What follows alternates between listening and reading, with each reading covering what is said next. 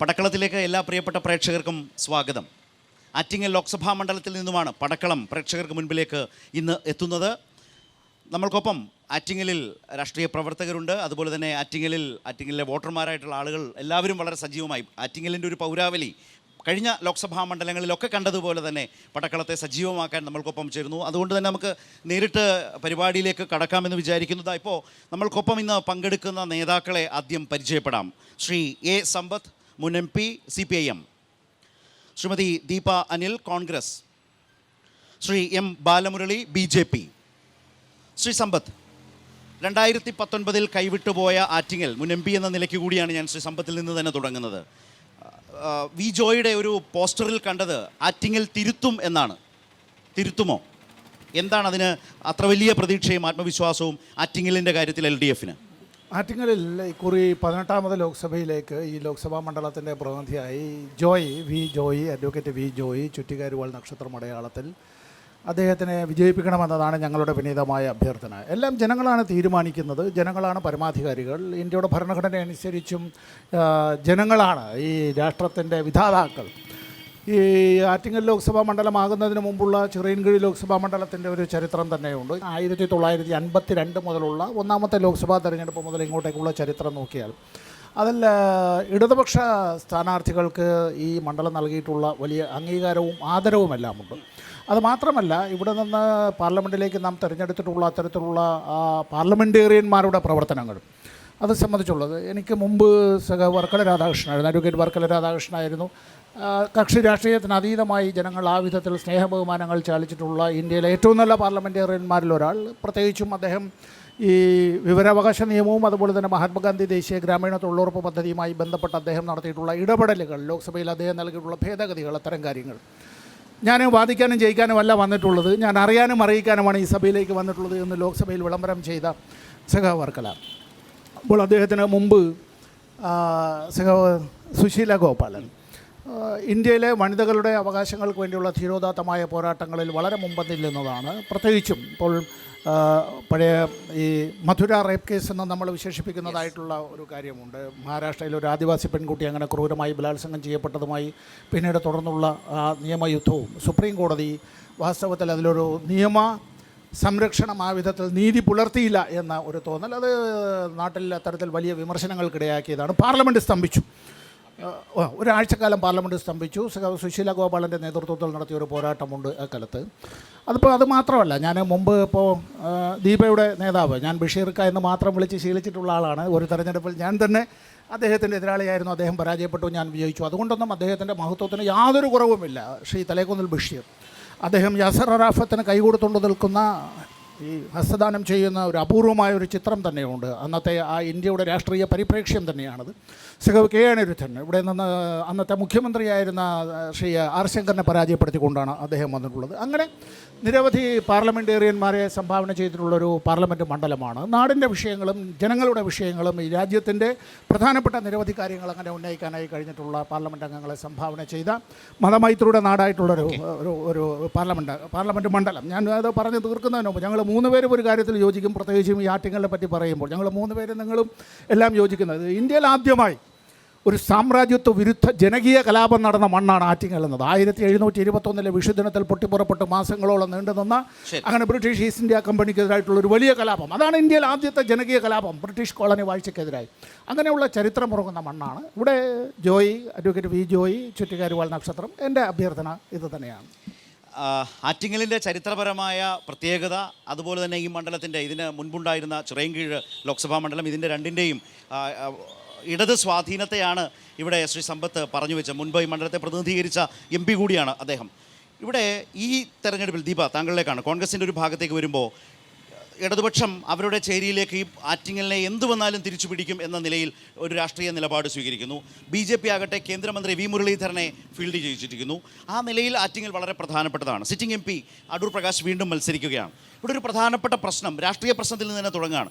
കോൺഗ്രസ് BJPയെ പ്രതിരോധിക്കാൻ രാഷ്ട്രീയമായി പാകപ്പെട്ട ആരോഗ്യമുള്ളൊരു കാലത്താണോ കോൺഗ്രസ് എന്നൊരു ചോദ്യമുണ്ട്. ഏറ്റവും പുതിയൊരു സാഹചര്യം മാത്രം ദീപയുടെ മുമ്പിലേക്ക് വെക്കാം. രാഹുൽ ഗാന്ധിയുടെ അളിയൻ, പ്രിയങ്ക ഗാന്ധിയുടെ ഭർത്താവ് റോബർട്ട് വാദ്ര ഉൾപ്പെട്ട ഭൂമി ഇടപാട് കേസ് 2014 BJP മോദിയുടെ ഏറ്റവും വലിയ തെരഞ്ഞെടുപ്പ് വിഷയമായിരുന്നു. 18 കേസെടുത്തു, അതിനുശേഷം വാദിര പ്രതിയായി. ഇപ്പോൾ വരുന്ന ഇലക്ട്രൽ ബോണ്ടിൽ 170 കോടിയാണ് DLF ഈ ഭൂമി ഇടപാട് കേസുമായി ബന്ധപ്പെട്ട് ഇലക്ട്രൽ ബോണ്ട് കൊടുത്തിട്ടുള്ളത്. ഹരിയാന സർക്കാർ BJP സർക്കാർ വാദ്രയെ ഒഴിവാക്കിക്കൊണ്ട് ഹൈക്കോടതിയിൽ റിപ്പോർട്ട് കൊടുക്കുന്ന നിലയിലേക്ക് വന്നു.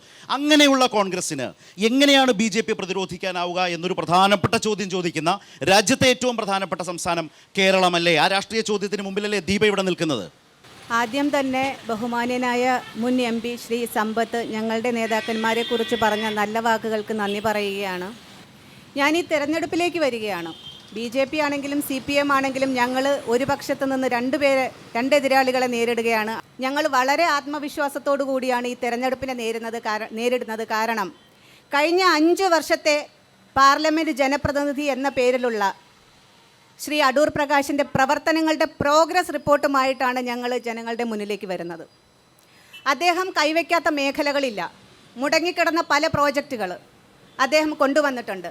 ഞങ്ങളുടെ പാർലമെൻറ്റ് സ്ഥാനാർത്ഥിയായിരുന്ന ശ്രീ അടൂർ പ്രകാശ് അന്ന് കൊടുത്ത ആദ്യത്തെ വാഗ്ദാനമാണ്, ഞാൻ തിരഞ്ഞെടുക്കപ്പെടുകയാണെങ്കിൽ ആറ്റിങ്ങലിൽ ഒരു MP ഓഫീസ് ഉണ്ടാവും, ജനങ്ങൾക്ക് ഏത് സമയവും അവിടെ പോയി കാര്യങ്ങൾ പറയാനും സമീപിക്കാനും സൗകര്യമുള്ള ഒരു MP ഓഫീസ് ഉണ്ടാകുമെന്ന്.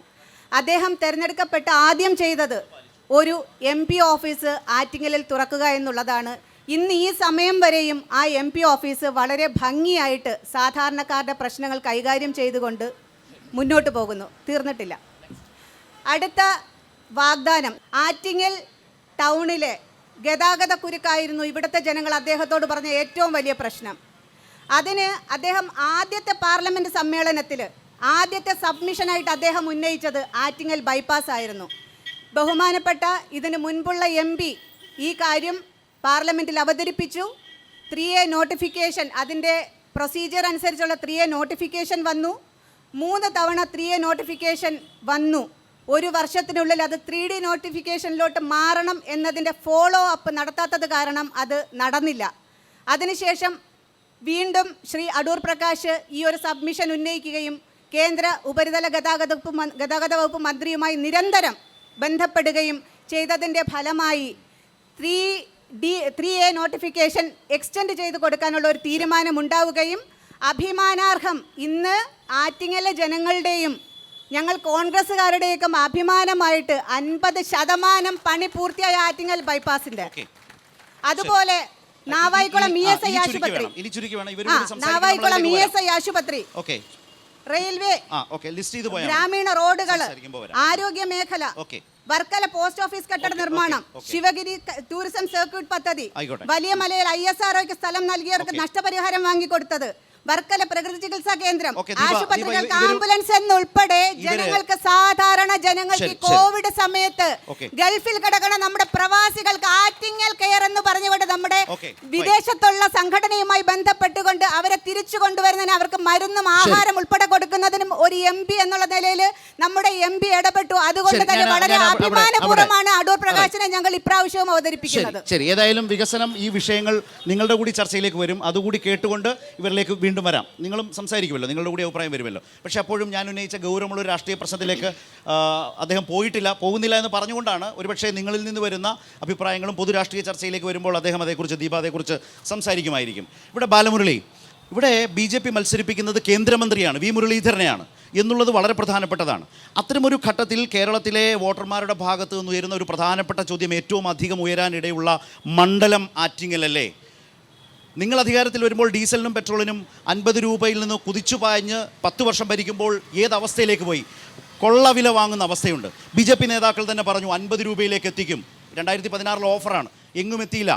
കഴിഞ്ഞ സർക്കാരിൻ്റെ കാലത്ത് കാളവണ്ടി സമരത്തിൽ പങ്കെടുത്തയാളാണ്. അതുമായി പ്രതിഷേധിച്ച് ശ്രീ V മുരളീധരൻ വീണ്ടും 10 വർഷത്തിന് ശേഷം അധികാരത്തിൽ വരുമ്പോൾ ആറ്റിങ്ങലിന് മോദിയുടെ ഗ്യാരണ്ടി എന്ന് പറഞ്ഞ് V മുരളീധരനെ അവതരിപ്പിക്കുമ്പോൾ ജനജീവിതത്തിൻ്റെ അനുഭവത്തിൽ നിന്ന് എങ്ങനെ, എന്തിന് BJPക്ക് വോട്ട് ചെയ്യും? ഗ്യാസിൻ്റെ വില, പെട്രോളിൻ്റെ വില, ഗ്യാസ് സബ്സിഡി ഇല്ലാത്തത്, ഡീസലിൻ്റെ വില, ഈ അവസ്ഥയിൽ നിൽക്കുന്ന ഒരു പ്രധാന പ്രശ്നം, ജനജീവിതവുമായി ബന്ധപ്പെട്ട പ്രധാനപ്പെട്ട പ്രശ്നം, വിമർശനങ്ങൾക്ക് നടുവിലല്ലേ നിങ്ങളും നിങ്ങളുടെ സ്ഥാനാർത്ഥിയും? ആറ്റിങ്ങലിന് മോദിയുടെ ഗ്യാരണ്ടി ശ്രീ V മുരളീധരൻ തന്നെയാണ്. കേരളത്തെ സംബന്ധിച്ചിടത്തോളം ഈ നടക്കാൻ പോകുന്ന തിരഞ്ഞെടുപ്പ് കേരളം ഇനി എങ്ങനെ ആകണം, ഈ ദാരിദ്ര്യ തുരുത്തിൽ നിന്നും കേരളം രക്ഷപ്പെടണമോ എന്ന് ജനങ്ങൾ തീരുമാനിക്കാൻ പോകുന്ന ഒരു തിരഞ്ഞെടുപ്പാണ് വരാനായിട്ട് പോകുന്നത്. അല്ലാതെ ലോക്സഭയിലേക്കല്ലേ തിരഞ്ഞെടുപ്പ്? ലോക്സഭയിലേക്ക്, നിയമസഭയല്ല. അതാണ് പറഞ്ഞത്, ലോകസഭയിലേക്ക്. അതായത് ഭാരതത്തിൻ്റെ പ്രധാനമന്ത്രി ശ്രീ നരേന്ദ്രമോദി ആകും അടുത്ത പ്രാവശ്യം ഈ തെരഞ്ഞെടുപ്പിന് ശേഷം എന്നുള്ള കാര്യത്തിൽ ഒരു ആൾക്കാർക്കും കേരളത്തിലുള്ളതടക്കം ഒരു പാർട്ടിയുടെയും പ്രതിപക്ഷത്ത് നിൽക്കുന്ന പാർട്ടിയുടെ നേതാക്കന്മാർക്കടക്കം ജനങ്ങൾക്കടക്കം ആർക്കും സംശയമില്ല. നരേന്ദ്രമോദി തന്നെയാണ് അടുത്ത പ്രധാനമന്ത്രി എന്നുള്ള കാര്യത്തിൽ ആർക്കും സംശയമില്ല. ഒരാൾ പോലും ഒരു സന്ദേഹം ആ കാര്യത്തിൽ പ്രകടിപ്പിക്കുന്നില്ല.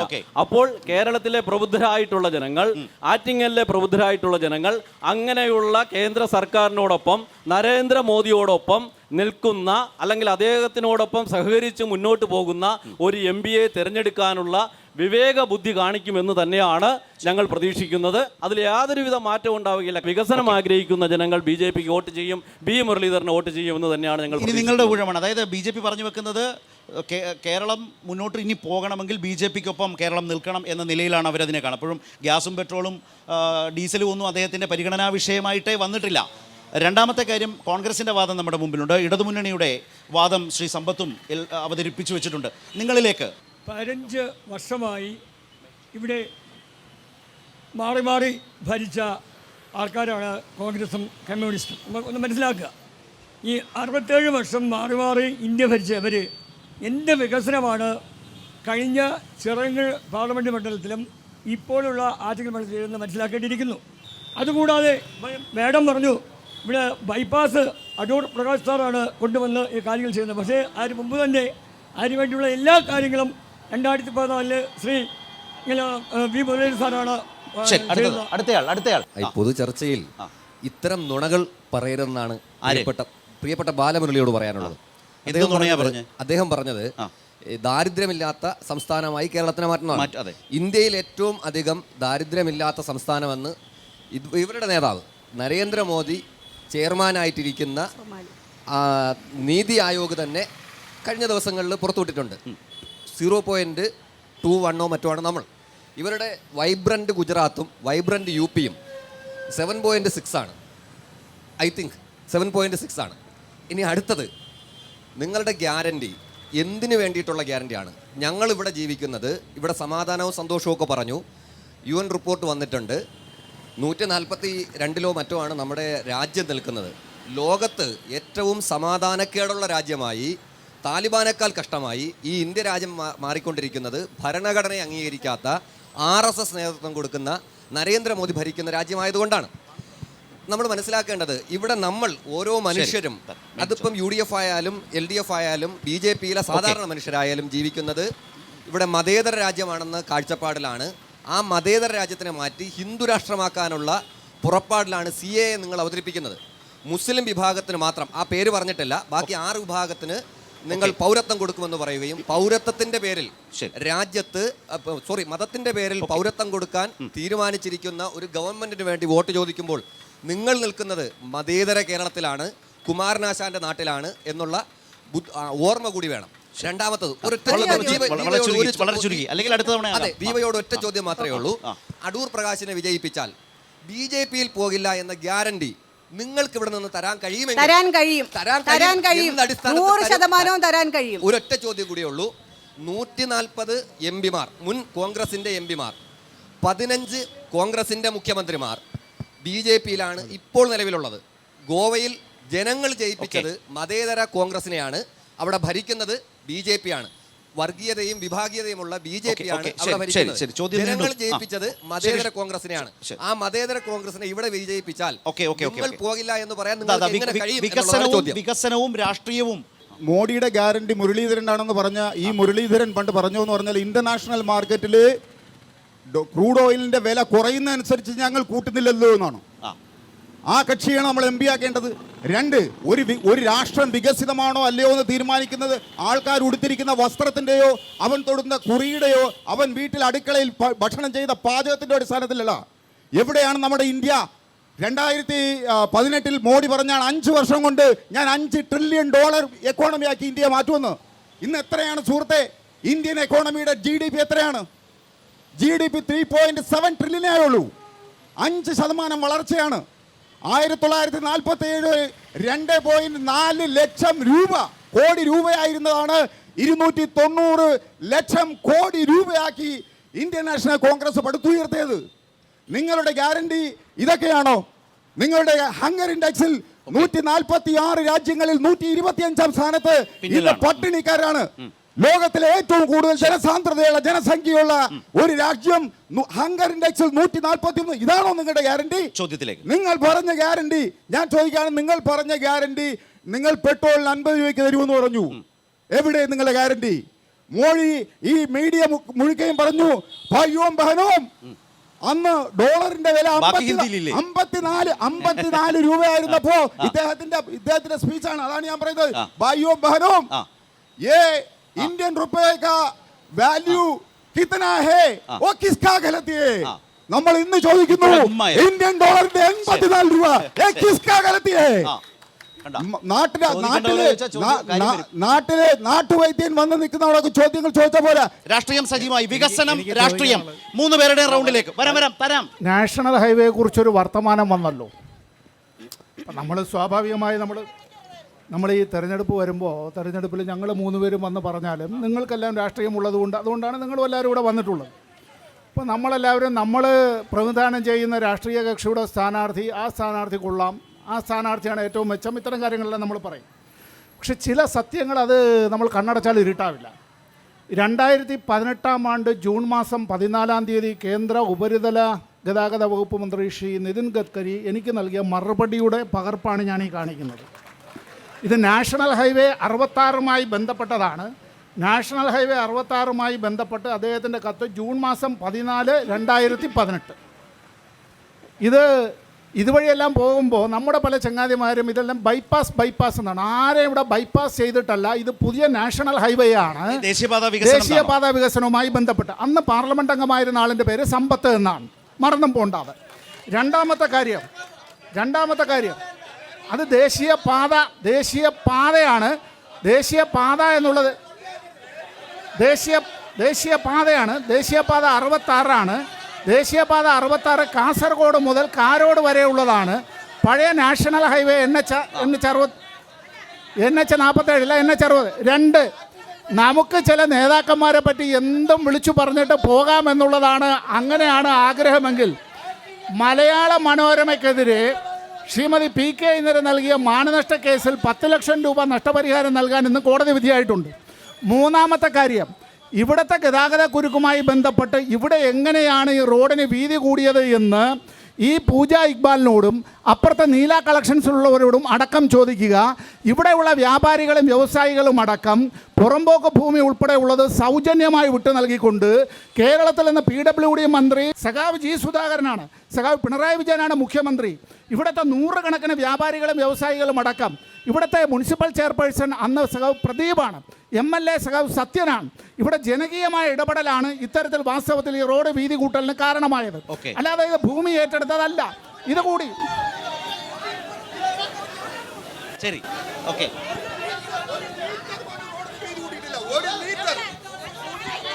ഇതായിരുന്നില്ല ആറ്റിങ്ങലിന്റെ 1 മീറ്റർ പോലും റോഡിന് വീതി കൂടിയിട്ടില്ല. അല്ല, ഇതേ ഞാൻ ഈ പറയും ഈ റോഡ് വികസനം അല്ലല്ല കൂടുതൽ കാര്യം ഇത് പറയുമ്പോൾ ഈ കടയുടെ മുന്നിൽ നിന്നാണല്ലോ പറയുന്നത്.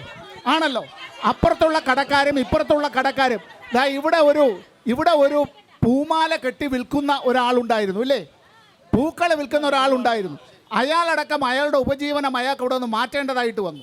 ഇതെല്ലാം ഇത്തരത്തിൽ ഇവിടെ ഈ പറയുന്ന ഇവിടെ ആളുകൾക്ക് ഇങ്ങനെ 2 വഴി ആയിരുന്നില്ലല്ലോ. ഇതെല്ലാം ഈ വിധത്തിൽ വന്നത് ജനകീയ ഇടപെടലാണ്. ഈ ജനകീയ ഇടപെടൽ ഇതിൽ അല്ലല്ല ഞാൻ നിങ്ങളോട് വന്നിട്ട് അല്ല. ഓക്കെ, അത് പൂർത്തിയാക്കിയിട്ട് അടുത്ത വികസനം എന്നുള്ളത് ജനകീയ ഇടപെടലിൽ കൂടി വരുന്നതാണ്. ഇവിടെ ഒന്നും ഉണ്ടായില്ല എന്നാണ്. ഐസർ ഏത് മണ്ഡലത്തിലാണ്?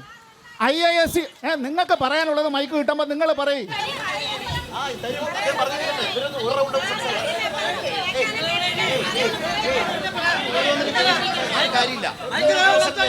ഞാനിപ്പോൾ ഇവിടെ ശ്രീ ബാലമുരളി പറഞ്ഞ ചില കാര്യങ്ങളെ ഖണ്ഡിക്കാൻ ആഗ്രഹിക്കുകയാണ്. ഇപ്പോൾ ഇന്ത്യ ലോകത്തിലെ 5ാമത്തെ സാമ്പത്തിക ശക്തിയാക്കുക നമ്മുടെ ഒരു ചങ്ങാതി ഇവിടെ പറഞ്ഞു.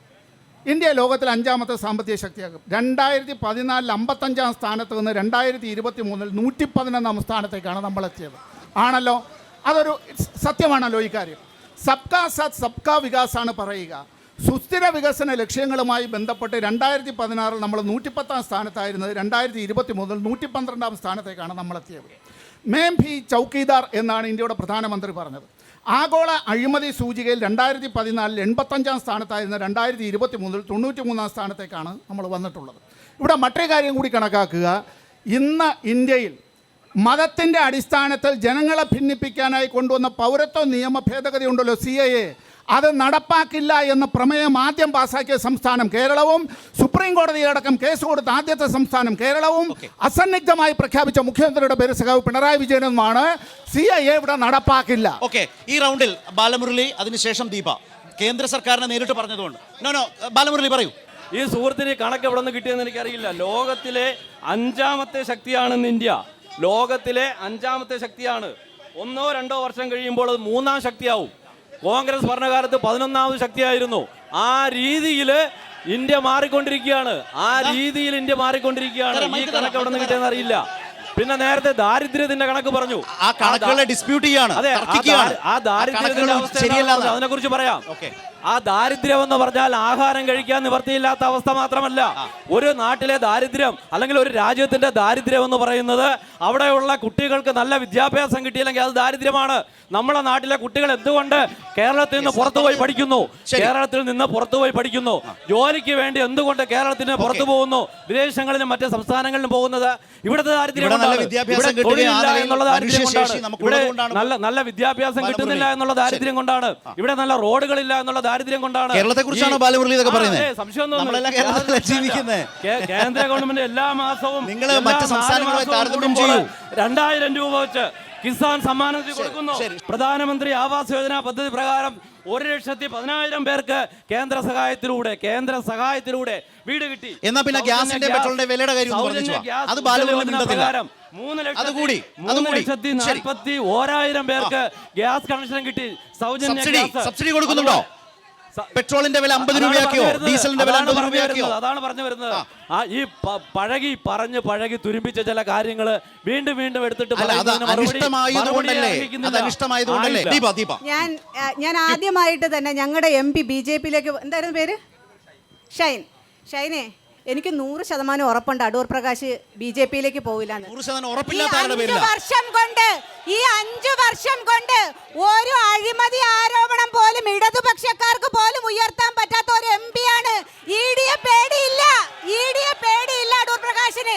ED-യെ പേടിയില്ല, മനസ്സിലായോ? ED-യെ പേടിയുള്ളവരും കോൺഗ്രസിന്റെ ആശയം എന്തെന്ന് അറിയാത്തവര് പോവും. അവിടെ പറയട്ടെ.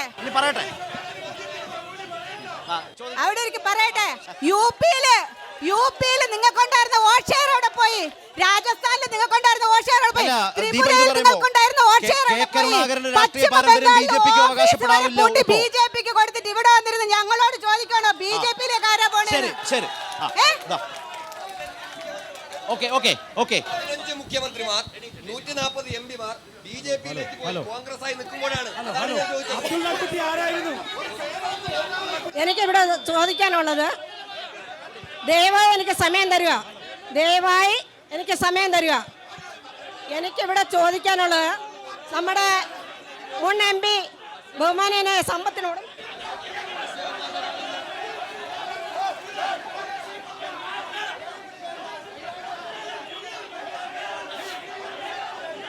അല്ല, ഞങ്ങൾക്ക് 3 പേർക്ക് നിങ്ങളോട് അഭ്യർത്ഥിക്കാനുള്ളത്, നിങ്ങൾ ആരും വഴക്കുണ്ടാക്കേണ്ട. നിങ്ങളിത് അങ്ങോട്ടും ഇങ്ങോട്ടും നിങ്ങളിതിങ്ങനെ ഒരു ഷോ ആയിട്ട് നടത്തിയിട്ട് ഒരു കാര്യമില്ല. സമാധാനപ്പെട്. പ്ലീസ് ഒന്ന് നിൽക്കൂ. നമുക്ക് ഈ പരിപാടി നിർത്തിയിട്ട് പോണ്ടേ? നമുക്ക് തെരഞ്ഞെടുപ്പ് പ്രവർത്തനങ്ങളൊക്കെ ഉള്ളതല്ലേ. ഒന്ന് സമാധാനമാവൂ. അല്ല, നിങ്ങൾ രണ്ടും ഒരു മുന്നണിയുടെ ഭാഗമാണ്, അതെങ്കിലും ആലോചിക്കണം. ചേട്ടൻ പ്രകോപിപ്പിക്കാനാണ് പിന്നെ നോക്കുന്നത്. ശരി. ഹലോ സുഹൃത്തുക്കളെ, ഇത് ആറ്റിങ്ങലിലൂടെ മോശമാണ് കേട്ടോ ഇങ്ങനെ പെരുമാറുന്നത്. കേരളം മുഴുവൻ എല്ലാ ലോക്സഭാ മണ്ഡലങ്ങളിലും ഇത്തരം പരിപാടികളുണ്ട്. അത്യാവശ്യം തർക്കമൊക്കെ ഉണ്ടാകും. അങ്ങനെ വിടണം. നമുക്ക് പല അഭിപ്രായങ്ങളുള്ള മനുഷ്യരല്ലേ. അത് അങ്ങോട്ടും ഇങ്ങോട്ടും കയ്യേറ്റം ചെയ്യാനോ ആ നിലയിലേക്ക് ഒന്നും അത് കൊണ്ടുപോകരുത്. ആരുടെ ഭാഗത്തു നിന്നും അത് ഒരു തരത്തിലും അംഗീകരിക്കാൻ പറ്റില്ല. അത് നല്ലതല്ല. നമുക്ക് ഈ പരിപാടി പൂർത്തീകരിക്കണം. ക്ഷമയോടെ നിങ്ങൾക്കെല്ലാം വ്യത്യസ്ത നിലപാടുള്ളതാണ്. ക്ഷമയോടെ. ഇനി ഇതാണ് പ്രശ്നം. പ്ലീസ് ഇനി അത് വേണ്ട. പ്ലീസ്, അത് വേറെ, അത് വിട്. അടൂർ പ്രകാശ് എംപിയോട് അദ്ദേഹത്തിന് MP ഫണ്ടിൽ നിന്ന് അനുവദിച്ചു കൊടുത്ത 7 കോടി രൂപയാണ് ഒരു മണ്ഡലത്തിൽ ചെലവാക്കാനുള്ളത്. എന്നാൽ 2,90,00,000 രൂപ അദ്ദേഹം ലാപ്സാക്കി കളഞ്ഞു. അദ്ദേഹത്തിന്റെ വികസനമാണോ ഈ കാണുന്ന സ്ട്രീറ്റ് ലൈറ്റുകൾ? ഇത് മാത്രമാണോ ആറ്റിങ്ങലിന്റെ വികസനം? ഇവിടുത്തെ പ്രതിനിധികൾ പറയുക. ശരി, വേഗം മൈക്കുള്ളവർ വേഗം.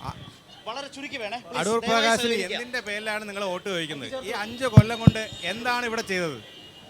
പോസ്റ്ററിൽ കാണുന്നു വികസന തുടർച്ചയ്ക്ക്. എന്ത് വികസനം? ഓരോന്നോരോന്നായിട്ട് പറയാമോ? മുൻ MP ചെയ്യാത്ത അദ്ദേഹം പലതും എണ്ണി പറഞ്ഞില്ലേ സുഹൃത്തെ? അദ്ദേഹം പലതും എണ്ണി പറഞ്ഞല്ലോ. മുൻ MP പറഞ്ഞല്ലോ, മുൻ MP ചെയ്യാത്ത എന്ത് വികസനമാണ് അടൂർ പ്രകാശ് ചെയ്തത്? എന്തിന്റെ പേരിലാണ് നിങ്ങൾ വോട്ട് ചോദിക്കുന്നത്? സുഹൃത്തെ, ഈ നമ്മുടെ ശ്രീമതി ദീപ അടൂർ പ്രകാശ് MP ചെയ്ത എല്ലാ വികസന പ്രവർത്തനങ്ങളെയും അക്കമിട്ടെണ്ണി പറഞ്ഞിട്ടുണ്ട്. അത് കണക്കിന് ഇവിടെ എൻ്റെ സഹോദരൻ പറഞ്ഞ് BJPയിൽ അടൂർ പ്രകാശ് MP പോവോ എന്നുള്ള ആർക്കറിയാമെന്ന്. ഇത്രയും നാൾ നിൽക്കാമെങ്കിൽ ഇനിയും കോൺഗ്രസിൽ തന്നെ നിൽക്കാം. പത്മജ വേറെ ആളിന്റെ മകളാണ്, അല്ലാതെ അതന്നെ കെ കരുണാകരന്റെ മോള് അതേപോലെ ചെയ്യണമെന്നുണ്ടോ? അങ്ങനെ ഇല്ലല്ലോ. ഒരു 1-2 കാര്യം പറയാനായിട്ട് ആഗ്രഹിക്കുന്നു. ഒരു സത്യം നമുക്ക് മനസ്സിലാവും. നമ്മുടെ ഈ രാജ്യത്തിലേക്ക് നടക്കുന്ന ഒരു തെരഞ്ഞെടുപ്പാണ്. നമ്മുടെ മതേതരത്വ ജനാധിപത്യ മൂല്യങ്ങളെല്ലാം കാറ്റത്ത് പറത്തുന്ന ഒരു സാഹചര്യത്തിലൂടെയാണ് കടന്നു പോകുന്നത്. മണിപ്പൂർ അടക്കമുള്ള, ഞാൻ പറയുന്നില്ല, ഈ രാജ്യത്തിൻ്റെ നിലനിൽക്കുന്ന ഒരു സംവിധാനമുണ്ട്. അതിനെ ബാധിക്കുന്ന രീതിയിലുള്ള പ്രശ്നങ്ങളാണ് ഉടലെടുത്തുകൊണ്ടിരിക്കുന്നത്. അപ്പോൾ അതിനെക്കുറിച്ച് നിങ്ങൾ ആരും ചർച്ച ചെയ്യുന്നില്ല. മണിപ്പൂർ വിഷയം മാത്രമല്ല, ഈ രാജ്യത്തിൻ്റെ ഭരണഘടന പൊളിച്ചെടുക്കുന്ന രീതിയിലേക്ക് വരുന്നു. അപ്പോൾ അത് പാർലമെന്റിലേക്ക് ആയതുകൊണ്ട് നിയമസഭയിൽ BJP പ്രതിനിധി ഇവിടെ സൂചിപ്പിച്ചു, കേരളത്തിൽ ഒരു തരത്തിലുള്ള വികസന പ്രവർത്തനങ്ങളും നടക്കുന്നില്ല എന്നാണ് സൂചിപ്പിച്ചത്. ഇപ്പോൾ 10 വർഷം മുമ്പാണ് BJPയുടെ അധ്യക്ഷനായിട്ടുള്ള സുരേന്ദ്രൻ പറഞ്ഞത് നാഷണൽ ഹൈവേ വികസനവും അതോടൊപ്പം ഗെയിൽ പൈപ്പ് ലൈനും നടപ്പിലാക്കി കഴിയുകയാണെങ്കിൽ കേരളത്തിൻ്റെ മുഖ്യമന്ത്രിയെ ആർജവമുള്ള മുഖ്യമന്ത്രിയായി കണക്കാക്കാമെന്ന്. ഇപ്പോൾ ഇത് രണ്ടും കേരളത്തിൽ പൂർത്തീകരിച്ച് ഏറ്റെടുക്കൽ ഉൾപ്പെടെ കോൺഗ്രസിൻ്റെ കാലഘട്ടത്തിൽ നടക്കാത്തത് അതിവേഗം നടക്കുകയാണ്. അപ്പോൾ പിണറായി വിജയൻ സർക്കാരിനെ അംഗീകരിക്കാനായിട്ട് നിങ്ങൾക്ക് സാധിക്കുന്നുണ്ടോ എന്നുള്ളതാണ്. മറ്റൊന്ന് ഈ കോൺഗ്രസ് പ്രതിനിധിയോടാണ്. ഇപ്പോൾ നിരവധി വികസന പ്രവർത്തനങ്ങളെല്ലാം തന്നെ കോൺഗ്രസ് ഇവിടെ അടൂർ പ്രകാശ് MP നടപ്പിലാക്കി എന്ന് പറയുന്നു. ആറ്റിങ്ങലിൻ്റെ ഹൃദയഭാഗത്ത് എന്ത് വികസനമാണ്? ഒരു സ്കൂളിൽ, ഒരു ആശുപത്രിയിൽ മിനിമാക്സ് ലൈറ്റ് അല്ലാതെ എന്ത് വികസനമാണ് ആറ്റിങ്ങലിന്റെ ഹൃദയഭാഗത്ത് നടത്തിയതെന്ന് ഇവിടെ പറയണം. സമ്പത്തിൽ നിന്ന് തുടങ്ങാം. നിങ്ങൾക്കെല്ലാം വിഷയങ്ങൾ അറിയാം. മണിപ്പൂർ വന്നു, ഭരണഘടനാ സംരക്ഷണം വന്നു, അതുപോലെ തന്നെ വികസനത്തെ സംബന്ധിച്ച ചോദ്യങ്ങൾ വന്നു, വികസനത്തിന്റെ ഇച്ഛാശക്തിയുണ്ട്. 3 പേരിലേക്കും കഴിഞ്ഞ 5 വർഷം ജനകീയ കൂട്ടായ്മയുടെ ഭാഗമായി നമ്മൾ നടത്തുന്ന വികസന പ്രവർത്തനങ്ങൾ പറയുമ്പോൾ ദേശീയപാത വികസനത്തിന് കേരളം ചിലവാക്കിയ തുക 5580 കോടി രൂപയാണ്. ഹരിയാന 3114 കോടി രൂപയാണ്. UP 2301 കോടി രൂപയാണ്. കേരളത്തിൻ്റെ എത്ര ഇരട്ടിയുള്ള സംസ്ഥാനമാണെന്നുള്ള ആലോചിക്കണം. തമിഴ്നാട് 235 കോടി രൂപയാണ്. അസം 125 കോടി രൂപയാണ്. ആന്ധ്രാപ്രദേശ് വെറും 71 കോടി രൂപയാണ്. ഹിമാചൽ പ്രദേശ് വെറും 15 കോടി രൂപയാണ്. മറ്റ് സംസ്ഥാനങ്ങളുടെ കണക്കും കാര്യങ്ങളുമല്ല. നമ്മുടെ നാട്ടിൽ ഈ ദേശീയപാത വികസനവുമായി ബന്ധപ്പെട്ട് കിഫ്ബി മുഖാന്തരം ഭൂമി ഏറ്റെടുക്കലിൻ്റെ 4/1 ഭാഗം തുക ഇന്ത്യ ഗവൺമെൻറ്റിന് അങ്ങോട്ട് അടയ്ക്കേണ്ടി വരുന്ന ഏക സംസ്ഥാനം കേരളമാണെന്നുള്ള കാര്യം മറന്നു പോകരുത്. രണ്ടാമത്തെ കാര്യം, ഏതെങ്കിലും ഒരു പ്രത്യേക രാഷ്ട്രീയ കക്ഷിക്ക് ചാർത്തി കൊടുക്കാനല്ല. ഞാനിപ്പോൾ ഈ ഒരു കാര്യത്തിൽ നമ്മുടെ നാട്ടിലെ ചില ആളുകൾ പറയും വികസനത്തെ സംബന്ധിച്ച്. ഇവിടെ എവിടെയെങ്കിലും വന്നിട്ട് നമ്മുടെ മുന്നിൽ ഏതെങ്കിലും ഒരു മലയാളി അല്ല വന്നിട്ട് കൊക്കണത്തിലൊരു കുഞ്ഞിനെയും വെച്ച് നമ്മുടെ മുമ്പിൽ ദീദി 10 രൂപ ദീജിയെ ബേട്ടയ്ക്ക് ദൂത്ത് പീനേക്ക് ലിയേ എന്ന് ചോദിക്കുക. ഇവിടെ നിന്ന് പ്രവാസികൾ ജോലി ചെയ്യാനാണ് പുറത്തേക്ക് പോകുന്നത്. അവരാരും അവിടെ പോകുന്നത് ഇരക്കാനല്ല. അവർ ജോലി ചെയ്തിട്ടാണ് നമ്മുടെ നാട്ടിലേക്ക് പണം അയക്കുന്നത്. മലയാളിയെ വല്ലാതെ അപമാനിക്കരുത്. ഇന്ത്യയിൽ ഏറ്റവും കൂടുതൽ പ്രതീക്ഷിത ആയുസ്സുള്ള ഒരു നാട്ടിൽ വന്നിട്ട് ഞങ്ങളെ കണ്ടുപഠിക്കണമെന്ന് അവർ പറയുകയാണ്. ഈ കേരളത്തിലാണ് ഇന്ത്യയിലെ ഏറ്റവും അതിദരിദ്രരായിട്ടുള്ള ആളുകളുടെ എണ്ണവും ശതമാനവും ഏറ്റവും കുറവ്. അവിടെ വന്നിട്ടാണ് നമ്മളെ ചില ആളുകൾ പഠിപ്പിക്കാൻ വരുന്നത്. ശിശുമരണ നിരക്ക് ഏറ്റവും കുറവുള്ള സംസ്ഥാനം കേരളമാണ്. മാതൃമരണ നിരക്ക് ഏറ്റവും കുറവുള്ള സംസ്ഥാനം കേരളമാണ്. കേരളം നേടിയിട്ടുള്ള നേട്ടങ്ങൾ നിലനിൽക്കണോ അതല്ല അത് നശിപ്പിക്കണമോ എന്നുള്ളതാണ്. ചില ആളുകൾ കേരളത്തെ കണ്ട് പഠിക്കുന്നതിന് പകരം കേരളത്തെ അത്തരത്തിൽ വക്രീകരിക്കാനും പരിഹസിക്കാനും മലയാളികളെ അപമാനിക്കാനും. അതിൻ്റെ ഉദാഹരണം ഓർമ്മയുണ്ടല്ലോ, ഇത് സോമാലിയയാണ് എന്ന് പറഞ്ഞത്. സോമാലിയ എന്ന് പറഞ്ഞാൽ എന്താണ് എന്ന് നിങ്ങൾക്കറിയും.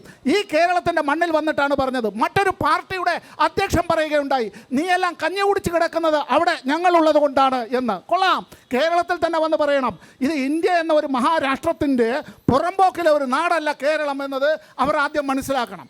കേരളം നേടിയിട്ടുള്ള നേട്ടങ്ങൾ നിലനിർത്തണം, മുന്നോട്ട് പോകണം. ഇത് സമുദായ സൗഹാർദ്ദത്തിൻ്റെ നാടാണ്, ഇത് മതമൈത്രിയുടെ നാടാണ്. നമ്മൾ നേടിയിട്ടുള്ള വികസനം, ആ വികസനത്തിൽ ഇനിയും നമുക്ക് മുന്നോട്ട് പോകാനുണ്ട്. എല്ലാം നേടിയെന്നുള്ള അർത്ഥത്തിലല്ല, സ്വർഗമൊന്നും ആയിട്ടില്ല. ലോകത്തിലെ മിതസമൃദ്ധ സമൂഹങ്ങളുമായിട്ടാണ് നമ്മൾ മത്സരിക്കുക. രാജസ്ഥാനോടല്ല, യു പിയോടല്ല, ഗുജറാത്തിനോടല്ല, മധ്യപ്രദേശിനോടല്ല നമ്മൾ മത്സരിക്കുന്നതെന്ന് മനസ്സിലാക്കണം. തെരഞ്ഞെടുപ്പുകൾ വരട്ടെ, പോകട്ടെ, സ്ഥാനാർത്ഥികൾ വരും, ഒരാൾ ജയിക്കും, ഒക്കെ ശരിയാണ്. പക്ഷേ നാടിൻ്റെ നിലനിൽപ്പ് നമ്മളിലാണ് നിക്ഷിപ്തമായിട്ടുള്ളത്. ഈ നാട് നിലനിൽക്കണോ എന്നുള്ളത് ആലോചിക്കണം. ഇതാണ് ഭരണഘടന, ഇന്ത്യയുടെ ഭരണഘടന. നിങ്ങൾ ഏത് രാഷ്ട്രീയ പാർട്ടിയിലും, ഏത് സമുദായത്തിലും, ഏത് ലിംഗത്തിലും പെട്ടവരായാലും ശരി, ഇതില്ല എങ്കിൽ നമ്മളില്ല, ഇതില്ല എങ്കിൽ നാടില്ല. ദീപ, ദക്ഷിണേന്ത്യൻ സംസ്ഥാനങ്ങൾ വലിയ തോതിൽ അവഗണന കേന്ദ്ര നേതൃത്വത്തിൽ നിന്ന്, കേന്ദ്ര ഭരണത്തിൽ നേരിടുന്നുണ്ട്. അതിൽ ഏറ്റവും കൂടുതൽ നേരിടുന്ന ഒരു സംസ്ഥാനം കേരളവുമാണ്. അതൊരു പൊതു പ്രശ്നമാണ്. ആ പൊതു പ്രശ്നത്തോടൊപ്പം UDF നിൽക്കണ്ടേ? UDF MPമാർ നിന്നിട്ടില്ല എന്ന പ്രശ്നം ഇതിനകത്തുണ്ട്. UDF എടുത്ത നിലപാടിനുമപ്പുറം സുപ്രീം കോടതിക്ക് പോലും കേരളത്തോട് വളരെ വളരെ ലീനിയൻ്റായ വ്യൂ എടുക്കുന്നു, കേന്ദ്രത്തോട് നിർദ്ദേശിക്കുന്നു. ഇതുണ്ടാകുമ്പോഴും UDF കുറെ കൂടി യാഥാർത്ഥ്യ ബോധത്തോടെ കേരളത്തിൻ്റെ പ്രശ്നങ്ങളെ കാണണ്ടേ? ശ്രീ സമ്പത്ത് പറഞ്ഞ് നിർത്തിയെടുത്തു നിന്ന് സാർ നേരത്തെ പറഞ്ഞു ഇതൊരു ബൈപ്പാസ് അല്ല, ഇതൊരു NH-66ൻ്റെ എക്സ്റ്റൻഷൻ ആണെന്ന് പറഞ്ഞു. ഇത് 18 മാർച്ചിന് നമ്മുടെ MP-ക്ക് കേന്ദ്ര ഉപരിതല ഗതാഗത വകുപ്പ് മന്ത്രി നിതിൻ ഗഡ്കരി അയച്ച ഒരു കത്താണ്. ഇതിൻ്റെ അകത്ത് കൃത്യമായിട്ട് പറഞ്ഞിട്ടുണ്ട്, ഞാൻ വായിക്കാം. Please refer to the matter raised by your under rule 377 under your matter raised by you. ആരാ? നമ്മുടെ MP Adoor Prakash. Rule 377 on 18/11/2019 during winter session of Lok Sabha regarding construction of Attingal bypass on NH-66 in Kerala priority. Attingal bypass on NH-66 in Kerala on priority and issuance of 3A notification for land acquisition. നടക്കുന്നത് ഏതിലാണ് ദീപ? അതല്ല എന്റെ ചോദ്യം. ദേശീയപാത വികസനം നടക്കുന്നത് NH-66-ലാണ്. എല്ലാത്തിലും അങ്ങനെയാണല്ലോ. ഈ പറഞ്ഞ ബൈപ്പാസ് NH-66-ലാണ് നടക്കുന്നതെങ്കിൽ ഇവിടെ ഇതെല്ലാം മാറ്റിയിട്ട് സ്ഥലം അക്വയർ ചെയ്യണം. അതിന് പകരമാണ് അതുവഴി എടുത്തു പോകുമ്പോൾ അതെല്ലാ ബൈപ്പാസും അങ്ങനെ തന്നെയല്ലേ? യാഥാർത്ഥ്യത്തിന് കല്ലെടുത്തറിയരുത്, യാഥാർത്ഥ്യത്തിന് നേരെ കണ്ണടക്കരുത്. അല്ല ഒറ്റ സെക്കൻഡ് ദീപ, ഒറ്റ സെക്കൻഡ്. റൂൾ 377 എന്നുള്ളത് അത്തരത്തിൽ റൂൾ 377 ഇൻവോക്ക് ചെയ്ത് ലോക്സഭയിൽ അത്തരത്തിലൊരു നോട്ടീസ് കൊടുത്താൽ ചിലപ്പോൾ സഭ സമ്മേളിക്കുന്നുവെങ്കിൽ 1 മിനിറ്റ് പറയാൻ പറ്റും, സഭ സമ്മേളിക്കുന്നില്ലെങ്കിൽ ലേഡ് ഓൺ ദ ടേബിളാണ്. ഇതിലിവിടെ നിലവിലുള്ള പാർലമെന്റ് അംഗം ഇത് ബൈപ്പാസ് എന്നുള്ള നിലയിൽ അദ്ദേഹം ചോദിച്ചതിന് കൊടുത്ത മറുപടിയാണ്. ഇല്ല, മന്ത്രി ഇത് ബൈപ്പാസ് ആണെന്ന് പറഞ്ഞിട്ടല്ല പ്രകാരമല്ലേ അത് വന്നത്. സാർ ബൈപ്പാസ് ഇല്ല എന്ന് പറഞ്ഞു. ഇത് ബൈപ്പാസ് അല്ല, ഇത് 66ന്റെ എക്സ്റ്റൻഷൻ ആണെന്ന് പറഞ്ഞതിന്റെ എവിഡൻസ് ഞാൻ കാണിക്കുകയാണ്.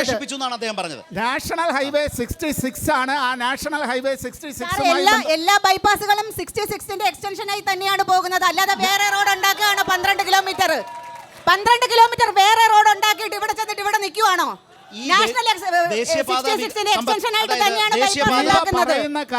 ദീപ പറയുന്ന കാര്യങ്ങൾ അല്ല ശരി.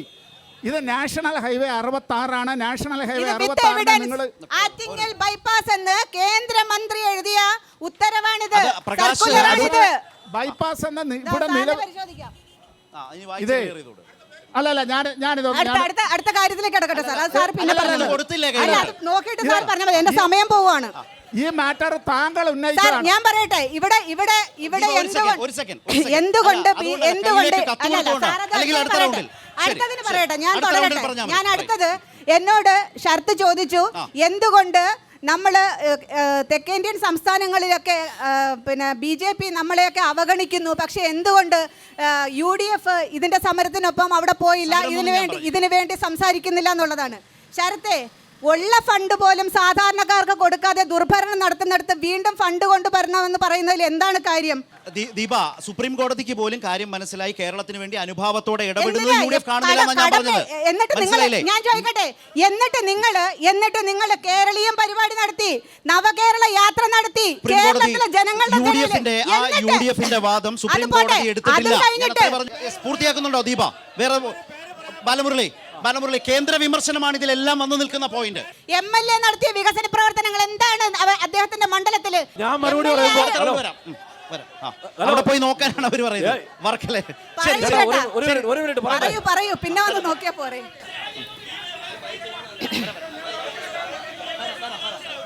ബാലമുരളിയുടെ തീർത്തിട്ട് നിങ്ങളിലേക്ക് വരാം. അല്ല, ഏറ്റവും രൂക്ഷമായ ചോദ്യങ്ങൾ എന്നോടാണ് ചോദിച്ചത്. ഞാൻ മറുപടി പറയുമ്പോൾ നിങ്ങൾ ബഹളം കാണിക്കും. ഇതൊന്നും പുറത്ത് പറഞ്ഞോളൂ, ബാലമുരളി പറഞ്ഞോളൂ. അത് വലിയ വലിയ നിങ്ങൾ കഷ്ടമാണ്. സംസാരിച്ചോളൂ. ഞാൻ പറഞ്ഞു തീർന്നിട്ട് നിങ്ങൾ എന്തുവാണോ ചെയ്തോ. നിങ്ങൾ സംസാരിക്കും. അതായത് ഇവിടെ എനിക്ക് ഏറ്റവും വലിയ സന്തോഷം തോന്നിയത് ഇവർ രണ്ടുപേരും തർക്കിച്ചത് ഏത് കാര്യത്തിലാണെന്ന് അറിയാമോ? ഹൈവേയുടെ വികസനവുമായി ബന്ധപ്പെട്ട്. ഈ ഹൈവേ വികസനം ആറ്റിങ്ങൽ പാർലമെന്റ് മണ്ഡലത്തിൽ മാത്രമല്ല നടക്കുന്നത്. കാശ്മീർ മുതൽ കന്യാകുമാരി വരെ ഹൈവേ നിർമ്മാണം നടക്കുകയാണ്. അത് നിതിൻ ഗഡ്കരി എന്ന് പറയുന്ന ഹൈവേ മാന്റെ സ്വപ്നമാണ്. കാശ്മീർ മുതൽ കന്യാകുമാരി വരെയുള്ള ഹൈവേ നിർമ്മാണം. അത് പക്ഷേ അതേ നിതിൻ ഗഡ്കരി തന്നെ ബാലമുരളി 6000 കോടി രൂപ കേരളം ചെലവാക്കി അങ്ങോട്ട് കൊടുത്തു. അങ്ങനെ ഏക സംസ്ഥാനം കേരളമാണ്. ഇനി അടുത്ത പൗരത്വ ഭേദഗതി നിയമം ഇവിടെ ചോദിക്കുകയുണ്ടായി. ഇവിടെയുള്ള കേരളത്തിൽ താമസിക്കുന്ന ഏതെങ്കിലും ഒരു മനുഷ്യന് പൗരത്വ ഭേദഗതി നിയമം കൊണ്ട് ബുദ്ധിമുട്ടുണ്ടാകുമെന്നുണ്ടെങ്കിൽ ഈ സമയം ഈ പൊതുപ്രവർത്തനം അവസാനിപ്പിക്കാൻ ഞാൻ തയ്യാറാണ്.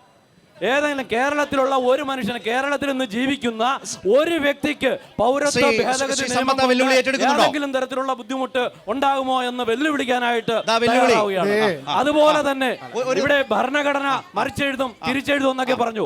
BJPയെ സംബന്ധിച്ചിടത്തോളം BJP രൂപീകരിച്ച സമയം മുതൽ പറയുന്ന കാര്യങ്ങൾ തന്നെയാണ് ഇവിടെ നടപ്പിലാക്കിയിട്ടുള്ളത്.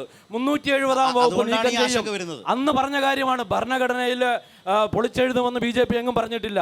ഭരണഘടനയെ തൊട്ടിട്ടില്ല. പറഞ്ഞിട്ടുള്ളത് 370-ാം വകുപ്പ് BJP അധികാരത്തിൽ വന്നാൽ നീക്കം ചെയ്യും.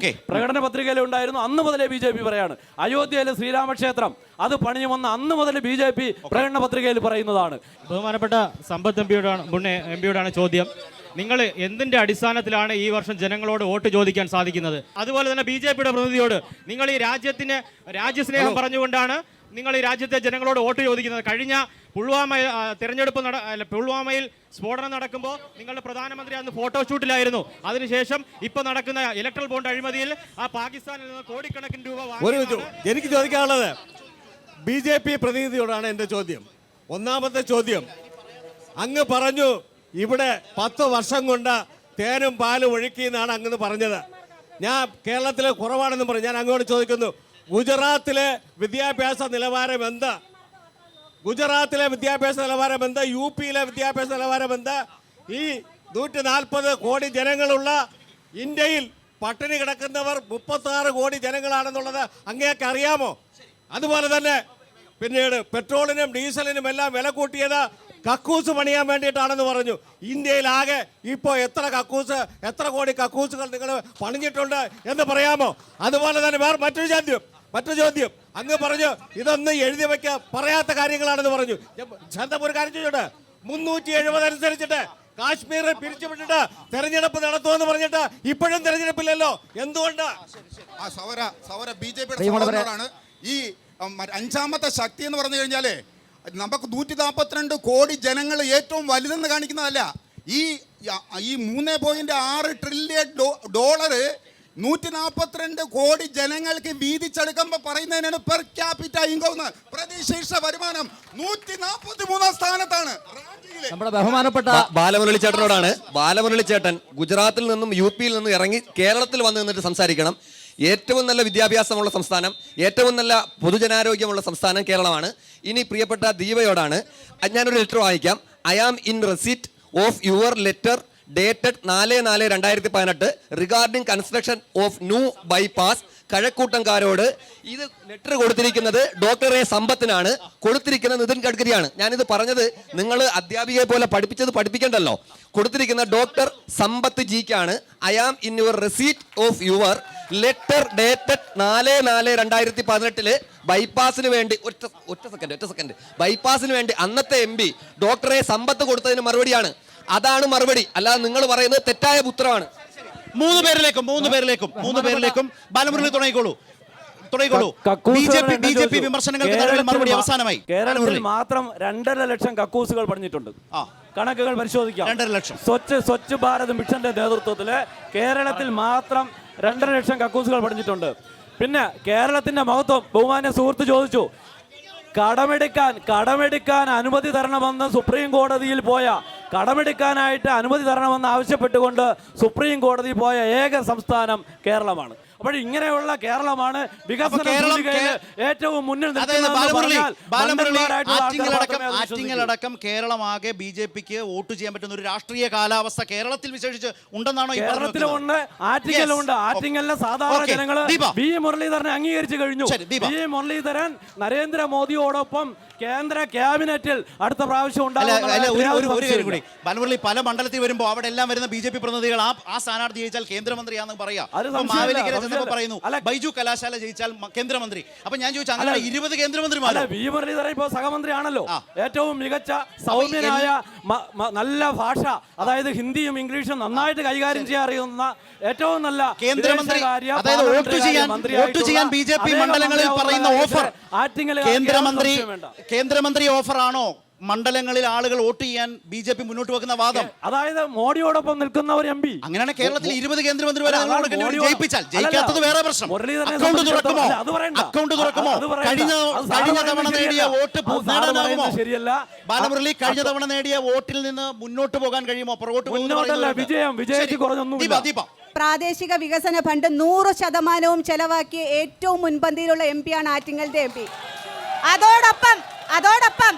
അതോടൊപ്പം പിന്നെ ചേട്ടൻ പറഞ്ഞു കേന്ദ്ര ഗവൺമെന്റിൽ നിന്ന് അങ്ങ് നമുക്ക് ഇവിടെ തരണില്ല അവിടെ തരണില്ല. ചേട്ടാ, അവിടെ നിന്ന് ബൈനോക്കുലർ വെച്ച് നോക്കി ഇതൊന്നും കാണത്തില്ല. നമ്മുടെ MP അവിടെ പറയണം, വാമനപുര പഞ്ചായത്തിൽ ഒരു പാലമുണ്ട്, അത് പണിയണമെന്ന് നമ്മുടെ MP പ്രോജക്ട് കൊടുത്താലേ അവിടെ എന്തെങ്കിലും ചെയ്യുള്ളൂ.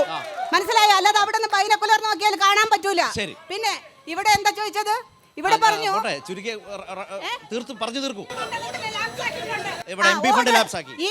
അവിടെ നമ്മുടെ ബഹുമാനപ്പെട്ട മുൻ MP ബൈപ്പാസിന് വേണ്ടി ഒന്നും ചെയ്തില്ല എന്ന് ഞങ്ങൾ പറഞ്ഞിട്ടില്ല.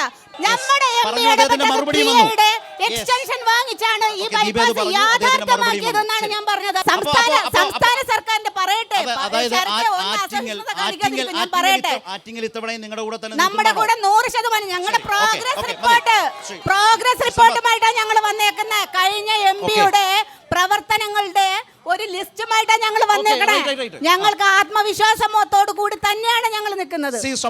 നിങ്ങളുടെ ആത്മവിശ്വാസത്തെ കുറിച്ച്, LDFന്റെ ആത്മവിശ്വാസത്തെ കുറിച്ച് കൂടി നമ്മുടെ നാടിൻ്റെ വികസന പ്രവർത്തനങ്ങളിൽ ജനങ്ങളെ ഒരുമിപ്പിച്ച് നിർത്തി മുന്നോട്ട് പോകലാണ് അനിവാര്യമായിട്ടുള്ള കാര്യം. UDF ഗവൺമെൻറ്റിൻ്റെ കാലത്ത് ഞാൻ പാർലമെൻറ്റ് അംഗം, ഞാൻ തുടർച്ചയായി 10 കൊല്ലം പാർലമെൻറ്റ് അംഗമായിരുന്നു എന്നുള്ളത് ശരി. നിങ്ങൾ ഉദ്ദേശിക്കുന്ന 96-ൽ 1.5 കൊല്ലമാണ് ഉണ്ടായിരുന്നത്. അതിൻ്റെ ഒരു കാലാവധിയെ സംബന്ധിച്ച് അന്ന് കേരള സംസ്ഥാനത്ത് മന്ത്രിമാരായിരുന്നവർ തമ്മിലുണ്ടായിരുന്ന ഒരു തർക്കത്തെ സംബന്ധിച്ച് ഞാനിപ്പോൾ പറയുന്നില്ല. കാരണം അതിൽ ഒരാൾ ഇന്നിവിടെ സ്ഥാനാർത്ഥിയും കഴിഞ്ഞ തെരഞ്ഞെടുപ്പിൽ ഞാൻ അദ്ദേഹത്തിനെതിരായി മത്സരിച്ച് പരാജയപ്പെട്ട ആളാണ്. ഞാൻ പരാജയപ്പെട്ടതുകൊണ്ട് ഞാൻ ചെയ്തതെല്ലാം തെറ്റായിരുന്നു എന്ന അഭിപ്രായമുണ്ടെങ്കിൽ ശ്രീ രാഹുൽ ഗാന്ധി അങ്ങനെ അമേഠിയിൽ പരാജയപ്പെടേണ്ട കാര്യമൊന്നുമില്ലല്ലോ. ഉണ്ടോ? അവിടെ നിന്ന് പരാജയപ്പെട്ടിട്ടാണല്ലോ ഇങ്ങോട്ടേക്ക് വന്നത്. തെരഞ്ഞെടുപ്പിൽ വിജയവും പരാജയവും മറ്റു കാര്യങ്ങളെല്ലാം ഉണ്ടാവും. ഇവിടെ കേരളത്തിൽ ഈ കേരള സംസ്ഥാനം ഒരു വർഗീയ കലാപവും ഇല്ലാത്തൊരു സംസ്ഥാനം ഇന്ന് ഇന്ത്യയിൽ കേരളമാണ്. ആണല്ലോ. ഇവിടെ അമ്പലങ്ങളുണ്ട്, പള്ളികളുണ്ട്, എഴുന്നള്ളിപ്പുണ്ട്, പൊങ്കാലയുണ്ട്, നേർച്ചയിടലുണ്ട്, വ്രതാനുഷ്ഠാനങ്ങളുണ്ട്, പെരുന്നാളുണ്ട്.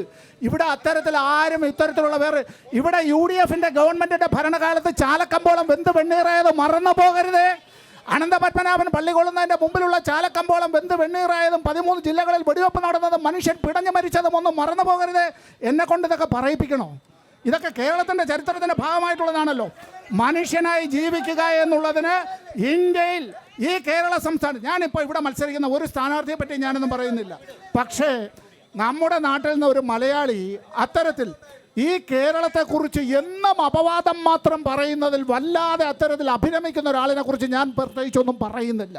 കാരണം അദ്ദേഹം തെരഞ്ഞെടുപ്പിൽ സ്ഥാനാർത്ഥിയായതുകൊണ്ട്. ഞാൻ നിർത്തുന്നതിന് മുമ്പ് ഒരു കാര്യം, ഇന്ത്യയിൽ BJP അഴിമതിയെ വ്യവസ്ഥാപിതമാക്കുകയാണ്. ലീഗൽ പ്ലണ്ടർ, ലീഗലൈസ്ഡ് ലൂട്ടിംഗ്, അതാണ് ഇലക്ട്രൽ ബോണ്ടുകളിൽ നടത്തിയിട്ടുള്ളത്. ആ ഇലക്ട്രൽ ബോണ്ടുകളെ സുപ്രീം കോടതിയിൽ ചോദ്യം ചെയ്തത് CPIM ആണ്, ഏക രാഷ്ട്രീയ പാർട്ടി. ഇവിടെ BJPയും കോൺഗ്രസും വാങ്ങിയിട്ടുള്ള കണക്കുകളിൽ നിങ്ങളും ഞാനും അടക്കം വാക്സിൻ ഇല്ലേ, കോവിഡ് കാലത്ത് വാക്സിനേഷൻ നമ്മളെല്ലാം നടത്തി. നിങ്ങളുടെ പടമാണോ അതിലുള്ളത്? നമ്മുടെ പടമാണോ ഉള്ളത്? റേഷൻ കാർഡിൽ ആരുടെ പടം? ആ ഗൃഹനായികയുടെ പടം. SSLC ബുക്കിൽ കുട്ടിയുടെ പടം. വോട്ടർ പട്ടികയിൽ നമ്മുടെ പടം. ഇവിടെ മറ്റൊരാളുടെ പടം അവിടെ അച്ചടിച്ചു കൊടുക്കുകയാണ്. അല്പത്തരം എന്നല്ലാതെ അതിന് വേറെ ഏതെങ്കിലും പറയണോ? ഈ ലോകത്ത് വേറെ ഏതെങ്കിലും രാഷ്ട്രത്തിൽ ഇങ്ങനെ ഒരു കാര്യം ചെയ്യില്ലല്ലോ. ഈ പറയുന്ന കമ്പനികൾ 900 കോടി രൂപയാണ് ഇലക്ട്രൽ ബോണ്ടുകളായി സമ്മാനിച്ചത്. 900 ശ്രീ കോടി സമ്പത്ത്, രൂപ. ഒറ്റ വാചകത്തിൽ അതിൽ ഈ രാഷ്ട്രീയ 35 സാഹചര്യം കമ്പനികൾ, നിങ്ങൾ ആ വിശദീകരിച്ച 35 കമ്പനികൾ മനുഷ്യന് വ്യാജ നിങ്ങൾ- മരുന്നുകളടക്കം നൽകിയതാണെന്ന നിങ്ങൾ ഈ കാര്യം മറന്നു വിശദീകരിച്ച പോകരുത്. രാഷ്ട്രീയ സാഹചര്യം ഇവിടെ നിങ്ങൾ ഈ വിശദീകരിച്ച രാഷ്ട്രീയ സാഹചര്യം ആറ്റിങ്ങലിനെ ഇടത്തേക്ക് കൊണ്ടുവരുമോ? ഒറ്റ ചോദ്യമുള്ളൂ, ആറ്റിങ്ങൽ- ദീപയുടെ ചോദിച്ച പോലെ. കേരളത്തിന്റെ മനസ്സ് ഇടതുപക്ഷ മനസ്സാണ്. ആറ്റിങ്ങലിന്റെ മനസ്സ് ഇടതുപക്ഷ മനസ്സാണ്. ആറ്റിങ്ങലിന്റെ മനസ്സ് ഇടതുപക്ഷ മനസ്സായതുകൊണ്ട് ജോയി ഇവിടെ നിന്ന് 18ാം ലോക്സഭയിൽ അത്തരത്തിൽ നമ്മുടെ പ്രതിനിധിയായി വിജയിക്കും. ഞാൻ തർക്കത്തിനൊന്നുമില്ല. ജോയിക്കാണ് വോട്ട്, ചുറ്റുകാരിവാൾ നക്ഷത്രത്തിനാണ്. നമ്മൾ കണ്ടത് ആറ്റിങ്ങലിന്റെ രാഷ്ട്രീയ ആവേശം, വ്യത്യസ്ത നിലപാടുകൾ, അതിന്റെ തീക്ഷ്ണമായ പോരാട്ടമാണ് കണ്ടത്. ഈ ചർച്ച ഈ തെരഞ്ഞെടുപ്പ് പ്രചാരണ കാലത്ത് ശക്തമായി തന്നെ മുന്നോട്ട് പോകും. ആ നിലയിലാണ് ഇവിടെ അത് അവതരിപ്പിക്കപ്പെട്ടത്.